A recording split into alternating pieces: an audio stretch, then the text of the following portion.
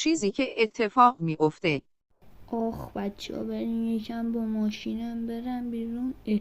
این که جلو پارکینگم ایجاد کرده یا اول فاز بابا چرا اینجا پارک میکنن؟ آقای سی جی واقعا ببخشید، من اینجا جا پارک نداشتم، اینجا پارک کردم، واقعا ببخشید. نه با چه اشکالی؟ چرا اصلا باید اشکال داشته باشه؟ آره چرا باید اشکال داشته باشه؟ بازم میگم آقای سی جی ببخشید، اینجا جا پارک نبود، من اینجا پارک کردم، ترافیک بود یعنی دیگه تقریبا. نه بابا چه شدی؟ چرا عذرخواهی بابا؟ اینا نگاه کن، از پارکینگ خودتونه، اینجا مال شماست. بله. چیزی که ذهنم میگه.